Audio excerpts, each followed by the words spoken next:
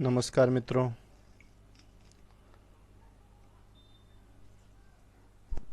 First grade exam के बाद में जैसा कि सभी का फर्स्ट ग्रेड के एग्ज़ाम अब हो चुके हैं और उसके बाद में सभी लोग अब थोड़ा सा फ्री महसूस कर रहे हैं, लेकिन जिन्होंने अच्छी प्रिपरेशन की है वो लगातार अपनी तैयारी जारी रखे हुए हैं और 15 नवंबर से पुनः संस्कृत शिक्षा विभाग के फर्स्ट ग्रेड के एग्ज़ाम भी शुरू हो रहे हैं और उसके एक महीने बाद में यानी दिसंबर में सेकेंड ग्रेड के एग्ज़ाम स्टार्ट हो रहे हैं और उसके 2 महीने बाद में लगभग फरवरी में रीट का भी एग्ज़ाम स्टार्ट है। इसलिए और इसके बीच में दीपावली का त्यौहार भी है, इसलिए अभी विद्यार्थी को फ्री नहीं कहा जा सकता। इसलिए आप सभी से यही अपेक्षाएं हैं कि समय को मैनेज करते हुए त्यौहार को भी मनाइए तथा अपनी जो तैयारी है उसको अनवरत जारी रखिए। आज हम पूस की रात कहानी, जो मुंशी प्रेमचंद जी की कहानी है, उसके प्रश्नोत्तर लेकर आपके सामने उपस्थित है।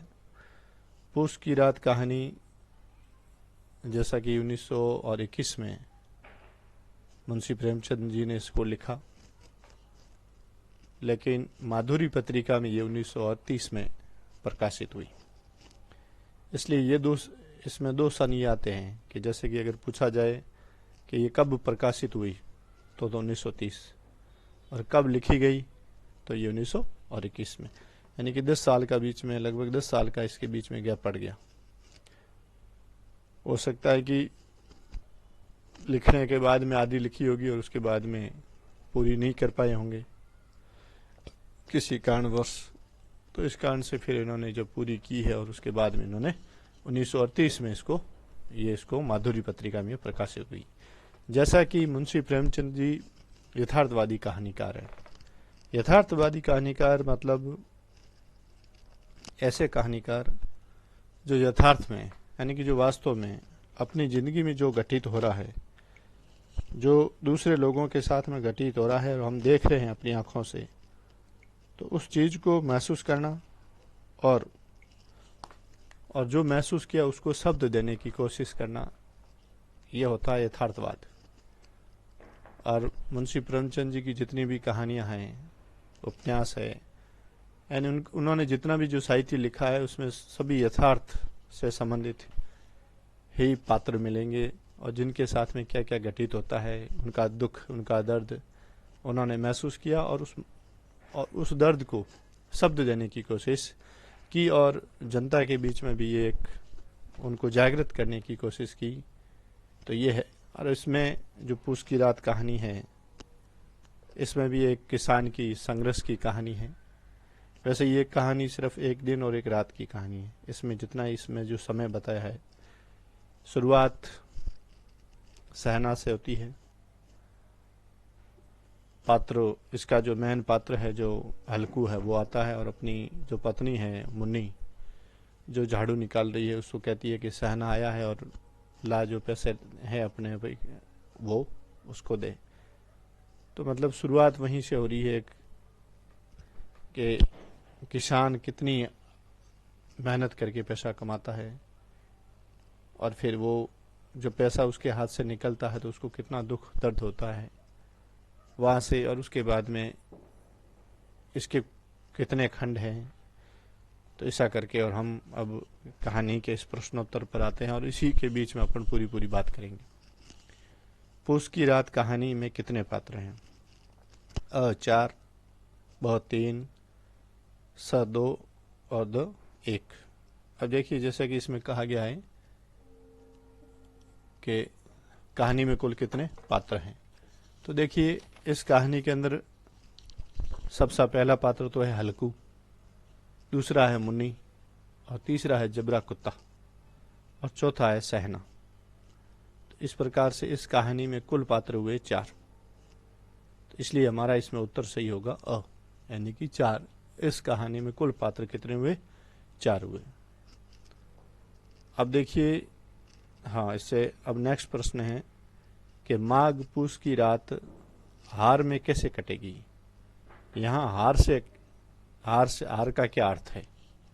ये जो हार आया है माघ पूस की रात में कैसे, हार में कैसे कटेगी। अब इसमें यानी कि कंबल है, यानी कि हार का अर्थ कंबल है। आर यानी कि आरी है। स यानी कि मेड़ है। द यानी कि खेत है। तो इसका सही उत्तर क्या होगा। तो इसमें यह है कि माघ पूस की रात हार में कैसे कटेगी। हार का मतलब हुआ खेत में, यानी कि माघ और पूस, जो पूस यानी पोष महीना है। माघ और पोष का माह है, और उसमें जब आप खेत में जब खेत की रखवाली करोगे तो ऐसे में बिना कंबल के आपकी वहां रात काटना कैसे होगा। तो ये इसमें है, तो इसमें खेत में है। अब इससे संबंधित कुछ 2 लाइनें भी है जो बीच में आई है, वो मैं आपको बता देता हूं तो थोड़ा सा ये क्लियर और ज्यादा हो जाए। जैसे कि एक देखिए यहाँ कंबल है, तो एक कंबल के लिए भी यहाँ कंबल से अलग एक शब्द आया है। जैसे कि कंबल के लिए इस पाठ में दोहर का प्रयोग हुआ है। यथा जैसे देखिए आप, हल्कू ने सर्दी में दोहर उतार कर रख दी।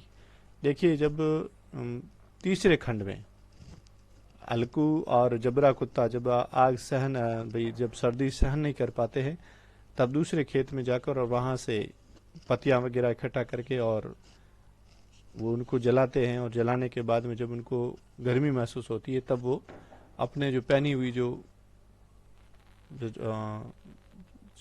ओढ़ने की जो कंबल थी वो उतार दी थी। तो ये उसमें ये कंबल के लिए दोहर शब्द भी आया है। दूसरा जो हमारा हार है तो वो है, देखिए जबरा हार में चारों तरफ दौड़ दौड़ कर भौंकता रहा।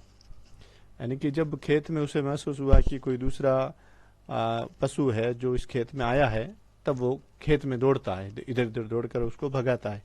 तब ये एक शब्द है, एक लाइन है कि जबरा हार में चारों तरफ दौड़ दौड़ कर भौंकता रहा। इसलिए हमारा ये जो कथन है कि माघ पूस की रात हार में कैसे कटेगी, हार यानी कि खेत, ये खेत के लिए आया है। अब तीसरा प्रश्न है कि पूस सिर पर आ गया, कंबल के बिना हार में रात को वो किसी तरह नहीं सो सकता। यहाँ पूस से क्या अर्थ है। पूस यानी कि माघ माह, पोष माह, द स यानी कि कार्तिक माह, और द अन्य यानी कि पूस से क्या अर्थ हुआ। तो पूस यानी कि पोष, माह पोष। हमने जो मारवाड़ी में अपने जो हिंदी के जो माह हैं, चैत्र वैशाख जेठ अषाढ़ सावन भाद्रपद आश्विन कार्तिक मिक्सर पोष माह, तो ये माघ और पोष, तो ये दोनों हैं। तो इसमें पूष से अर्थ होगा इसका पोष माह, पूष का अर्थ हुआ पोष माह। वैसे इस कहानी में देखा जाए तो इसमें माघ पूष का, जैसे कि इससे पहले वाला प्रश्न था उसमें माघ पोष माह का उल्लेख हुआ है, वैसे इस कहानी का शीर्षक तो क्या है, पूष माह है, पूष की रात। लेकिन माघ पोष माह या कहानी में जो पढ़ते हैं उसके बीच में, और एक इसमें यह भी आया कि बसंत आरंभ का भी इसमें जिक्र आता है, ये भी इसी से संबंधित है। प्रश्न 4 है कि मुन्नी ने कितने रुपए दिए। यानी कि जब सहना पैसे लेने आता है तो उस समय जब हल्कू कहता है कि सहना लेने आया है तो उस समय वो कितने रुपए देता है, मुन्नी कितने रुपए देती है। 3 रुपए, 1 रुपए, 5 रुपए या 3 पैसे।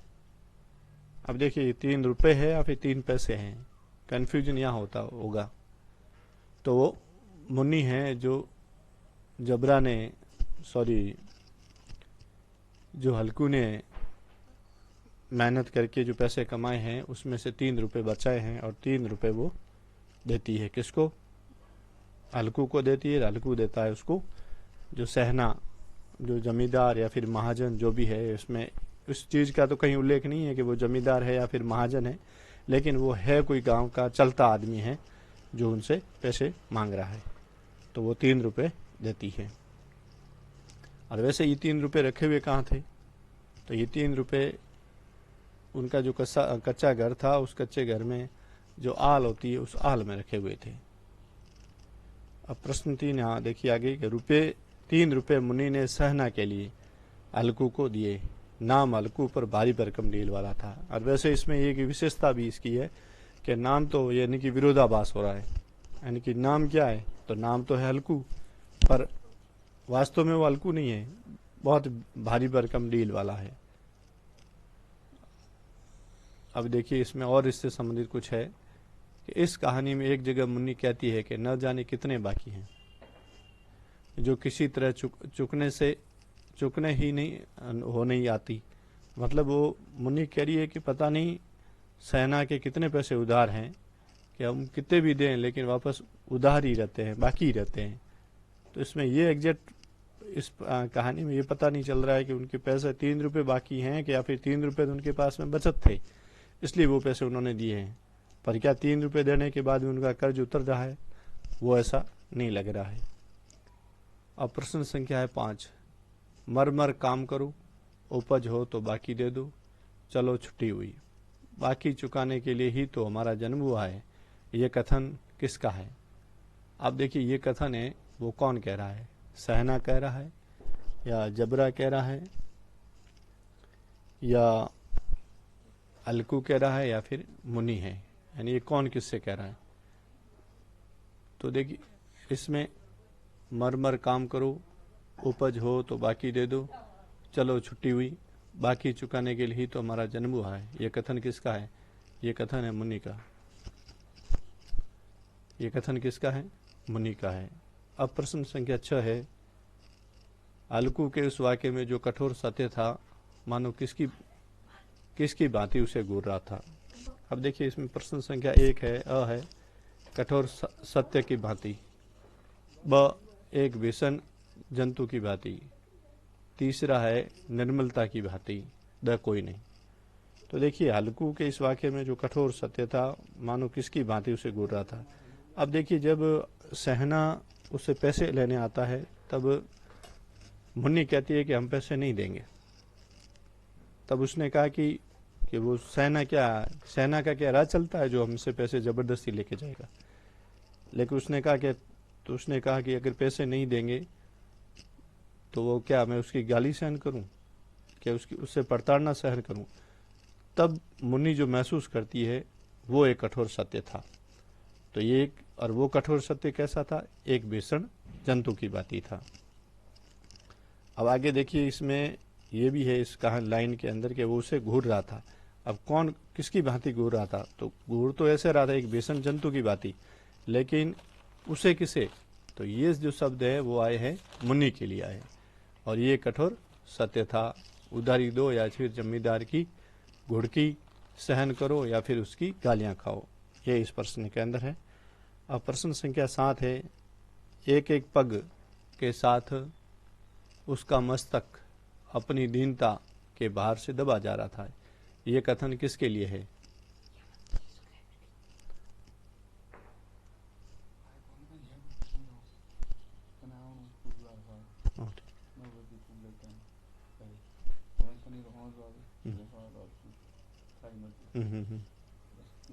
ठीक ठीक।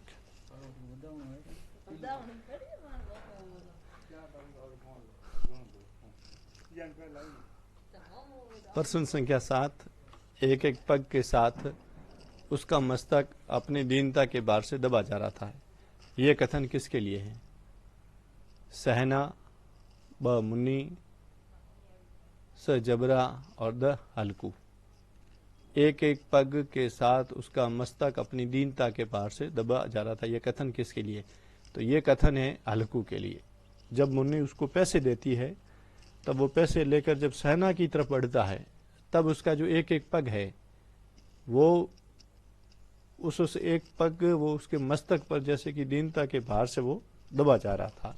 ये कथन किसके लिए है? हल्कू के लिए है। अब प्रश्न संख्या 8, पूस की रात खेत में कौन कौन था? यानी कि जो पूस की जो सर्द रात थी, अब इसमें जैसे 3-4 खंड है, तो 3-4 खंडों के अंदर पहला जो खंड है उसके अंदर तो सिर्फ सहना, हल्कू और मुन्नी ये तीनों पात्र हैं। उसमें सहना पैसे के लिए आता है और मुन्नी और इसका दूसरा जो पात्र है हल्कू, इन दोनों के बीच में थोड़ा बहुत तकरार होती है पैसे के लेकर और वो पैसे दे देती है। ये इतना ही पहले खंड में है। लेकिन आगे जो है, आगे जो सर्दी की रात वो बिताएगा पहली रात में वो थोड़ा सा वो सर्दी को सहन करता है, तीसरे खंड में वो अलाव वगैरह जलाते हैं, और चौथे खंड में वो जब नील गाय वगैरह उसके खेत को खा जाती है। तो ये 4 खंड है कुल। तब ये अगर पूस की पूस की जो रात थी, उस रात खेत में कौन कौन था? पहला आया जबरा, यानी कि जबरा कुत्ता। अब जबरा कुत्ता है जो पूस की रात कहानी में जब खेत की रखवाली के लिए जब अलकू जाता है, तब वो उसके साथ आगे आगे दौड़ कर जाता है। तो ये पहला, ये भी सही है। अलकू तो पूरी रात वहाँ उसने सहन की है। फिर नील गाय। अब देखिए ये जो तीसरे खंड है, उस तीसरे खंड में ये नील गाय आती हैं, जबरा इनके पीछे भागता है। तो उस रात ये भी थी। तो इसका मतलब ये हुआ है कि इस कहानी में इसका उत्तर होगा उपयुक्त सभी, यानी कि पूस की रात खेत में ये सभी थे, और इसमें नील गाय ने मिलकर पूरे जो जब अलकू की जो समस्या थी, उस समस्या का निवारण कर लिया था, यानी कि खेत को चौपट कर दिया था। और इसी बात से अलकू सुबह खुश भी था कि चलो इसी के साथ में अब खेत की रखवाली करना, तो इससे तो ये समस्या तो मिटी। अब आगे है, जबरा खेत घर में किस पर सोता था? अब जबरा कुत्ता है, पुआल पर सोता था, खाट के नीचे, या फिर इधर उधर दौड़कर ही रात निकालता था, या फिर उपयुक्त में से कोई नहीं। देखिए, जबरा घर में किस पर सोता था? जबरा कोई इंसान नहीं है, लेकिन वो कुत्ता है, और इस कहानी का एक मुख्य पात्र है जो उसका पूरा सहायक है। तो उसने कहा कि जबरा घर में पुआल पर। अब देखिए, जब दूसरे खंड में जब दोनों अलकू और जबरा दोनों सर्दी से ठिठक रहे थे, तब अलकू कहता है जबरा से कि मैं तो यहाँ पर रखवाली के लिए आया हूँ, तू यहाँ मेरे पीछे पीछे क्यों आया? तू ये समझ रहा था कि मैं यहाँ पे हलवा पूरी खाऊंगा, इसलिए कि तू पीछे रह जाएगा। अगर घर पे होता तो पुआल पर सोता। तो इसका अर्थ ये हुआ कि घर पे तो वो पुआल पर सोता था। लेकिन अब अगर ये पूछा जाए कि खेत में, तो खेत में जो जिस खाट पर अलकू सो रहा था, उसके नीचे ही कौन बैठा था? जबरा बैठा था और कूं कर रहा था। तो खाट के नीचे खेत में सो रहा था, और लेकिन जबरा और अलकू दोनों जागे हुए थे। दोनों ने सोए हुए दोनों भी नहीं थे, सिर्फ सोने का नाम मात्र था। अब प्रश्न संख्या 10, पूस की रात कहानी के कितने खंड हैं? पहला 3, ब 4, स 2 और 2 1। तो इसमें कुल 4 खंड है। तो थोड़ा सा ये विस्तृत रूप से मैं आपको बता दूं कि प्रथम, द्वितीय, तृतीय और चतुर्थ, इन चारों खंडों में क्या क्या है। अब देखिए, जैसे कि प्रथम खंड, तो प्रथम खंड में अलकू, मुन्नी और सहना, ये 3 पात्र हैं। यहाँ पर सहना पैसों के लिए आता है, ठीक है, और अलकू और मुन्नी के बीच में आपसी थोड़ी सी वैचारिक उसमें संघर्ष होता है, और उसके बाद वो पैसे देकर और ये पूरा प्रथम खंड समाप्त हो जाता है। अब उसके बाद द्वितीय खंड, और द्वितीय खंड में सर्द रात का दृश्य है। उसमें अलकू और जबरा कुत्ता सर्दी से बचने का प्रयास करते हैं, दोनों ठिठुर रहे हैं, और लेकिन दोनों ठिठुरते रहते हैं, वो कोई प्रयास नहीं करते हैं। अब आया तृतीय खंड। अब तृतीय खंड के अंदर अलकू और जबरा कुत्ते के सर्द रात बिताने का प्रयास करना, और सूखी पत्तियों के द्वारा आग सुलगा कर और रात बिताने की कोशिश। तो ये हो गया तीसरे खंड में, यानी कि जब उसने आग सूखी पत्तियां इकट्ठी की, और उन सूखी पत्तियों से उन्होंने आग जो सर्दी थी, उस सर्दी को कम करने का प्रयास किया। अब चौथा खंड, चौथे में आग जो उन्होंने जो पत्तियां इकट्ठे करके लगाई थी, वो अब बुझ चुकी है, और जबरा कुत्ता है, उसने जानवरों की आवाज़ महसूस की, और वो जानवरों के पीछे दौड़ रहा है, और पीछे पीछे भाग जाने पर खेत नीली गाय अंदर गया, और जबरा कुत्ता जो नील गाय हैं, वो खेत में घुस जाती है, लेकिन उन्होंने पूरे खेत को चौपट कर लिया है। अब अलकू भी जानवरों को महसूस करता है, उसे भी लग रहा है कि खेत में कोई न कोई खेत को खा रहा है, लेकिन सर्दी इतनी थी कि उसके उठने की हिम्मत ही नहीं हो रही थी और वो सोया ही रहा। और सुबह जब मुन्नी आती है तब हल्कू को जगा कर कहती है कि आज इतने कैसे सोए कि पूरा घर ही चौपट का, खेत ही पूरा चौपट हो गया। तो ये इस कहानी के 4 खंड है और 4 खंडों के मेन पात्र, उसमें क्या क्या घटनाएं वो। प्रश्न 11, जबरा कुत्ता पूस की रात कहानी के किस खंड में है? अब देखिए ये थोड़ा सा एक कन्फ्यूजन का प्रश्न है, और अब ये छोटी कहानियां हमें लगती बहुत सरल है, लेकिन अब इसमें से प्रश्न उठेंगे क्या? सीधे प्रश्न उठेंगे तो कुछ प्रश्न नहीं है, लेकिन ये से यहीं सरल होते हुए भी हम यहाँ मात खाएंगे कि जबरा कुत्ता पूस की रात कहानी के किस खंड में? प्रथम, द्वितीय, चतुर्थ या उपरोक्त सभी में?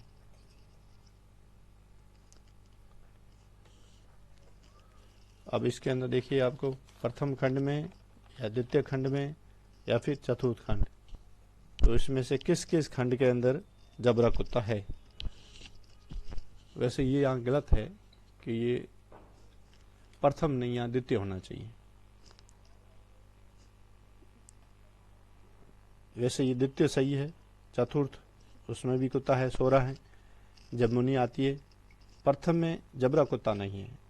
और यहाँ उपरोक्त सभी अगर इस प्रश्न को करें तो यहाँ पर अब यहाँ जो तृतीय खंड है उसमें भी अपन को लाना, ये थोड़ा मिस्टेक से हो गया।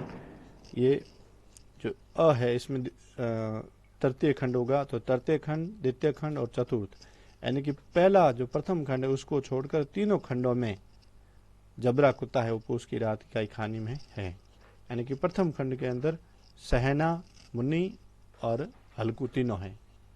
अगर ये पूछा जाए कि सहना किस कहानी के किस खंड में, तो सहना सिर्फ प्रथम खंड में ही है, उसके बाद में सहना का कोई रोल नहीं। अब तो ये थोड़ा सा ये इसको देख लेना। अब प्रश्न 12, मुनि नामक पात्र कहानी के किस खंड में? अ प्रथम खंड व तीसरे खंड में, ब दूसरे व तीसरे खंड में, स प्रथम व चौथे खंड में, और द है तीसरे व चौथे खंड में। अब देखिए मुन्नी नामक पात्र